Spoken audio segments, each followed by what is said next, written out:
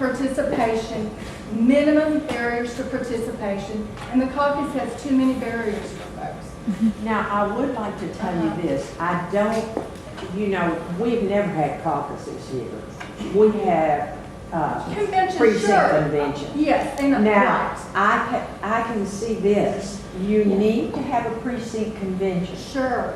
because activists that want to put through resolutions and they want Absolutely. to participate, want to be a delegate and things, that's a fine thing to do. Wonderful. Yeah, but it's not with the thought of changing the outcome of that precinct's popular vote.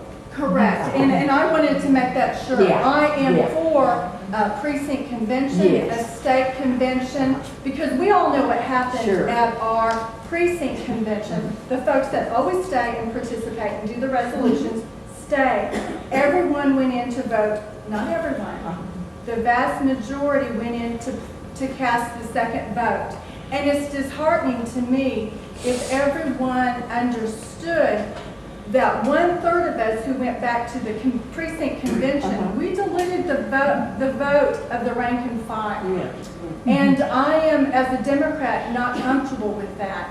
So but it's our party. It's our party, and we can change it. So I urge everyone to talk to the party about that. The thing that's also difficult as it is, and then I'll be quiet, but it's based, you know, your participation as it is right now, your delegates are allocated by the 2 years before. And we went straight for Chris Bell, so I got 50 delegates. But I'm not sure that that's the way that, I don't know what the solution to that is, but I think about I that. do not, and I would like to hear some comments on that, Okay. because that's one of Okay. the things that Thank you. I'm struggling with Yeah, same here. on that. Mr. Van Ness? Yes, I'm David Van Oss. I guess I'm one of those, I might be classified as one of those nearly 40-year party people. You're just We not are bald. too. We are too. You're just not bald. I am opposed to the convention sign-in component of the selection of delegates, but not for the reasons that are commonly being expressed, because there are some myths about the system which I would like to address and trash if I can. The first time I attended a precinct convention was in 1972. That was the first year I was old enough to vote. The precinct convention was huge. It was huge. And we signed it, and the same proportionality of choosing delegates from the precinct to the county or Senate district existed then. We signed in. Most of the people in my precinct convention signed in for McGovern at that first huge convention I attended, and the majority of the delegates to the next level, which was a county convention. I lived in Austin. Austin holds a Travis County convention rather than Senate district conventions, was allocated on the basis of the sign-ins. Now, the first myth that I want to address and try to trash is the myth that this year was the first time that we had these huge turnouts in our conventions. That is not true. I was in 1984 when the nomination campaign came to Texas at the time of our March primary in 1984. At that time, there was still a very spirited race between Walter Mondale, Gary Hart, and Jesse Jackson. Our precinct conventions that year were huge. Our county and Senate district conventions were huge. Our state convention, I remember it clearly, very distinctly. I don't recall which city this convention hall Houston. You were in Houston. was. It in No, Houston? The turnout was huge. It filled up the convention hall. That's right. It was really And delegates to each next level were allocated by the sign-ins, just like they are now. But we didn't have all this confusion and problems. In 1988 was the first time that the Democratic Party nationally came up with the concept of Super Tuesday. And Texas was part of the Super Tuesday cluster of primaries. And at that time, the race in Texas was very hot between Michael Dukakis, Al Gore, and Jesse Jackson. Our precinct conventions were huge. Our county and Senate district conventions were huge. Our state convention was huge that year. It was in Austin. And in fact, at our state convention in 1988, both Michael Dukakis and Jesse Jackson spoke at our state convention.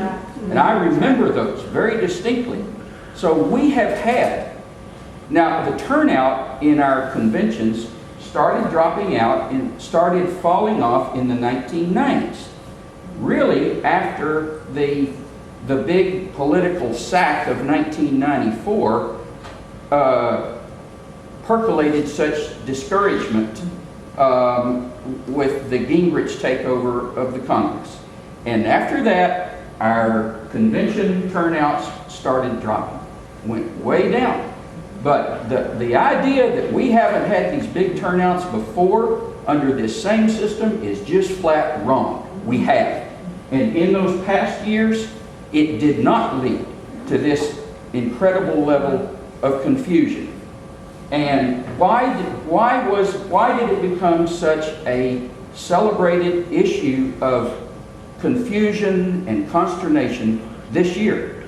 We're going to take a look at that. And I attribute that to three reasons. Okay. One is the incompetence of the state Democratic Party in the administration. A second reason is the way the national media made it sound so complicated and sinister. And the national media, if you're a lifelong Texan and you've been following current events, you know very well how the national media likes to make fun of Texas. And the national media seized on this as a way to make fun of Texas and say, what's this horrible Texas system? Well, it happened to be a system that we've been using for nearly 30 years. And they were proud. Or more, and that has always worked.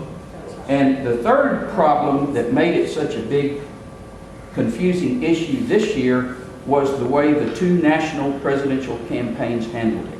Both of them. First of all, both of the national presidential campaigns, as well as the national media, insisted on calling it a caucus. That's right. And it's not. It's a convention. We do not have Iowa-style caucuses in Texas, never have, didn't this year. The two presidential campaigns insisted on calling it a caucus, which is wrong.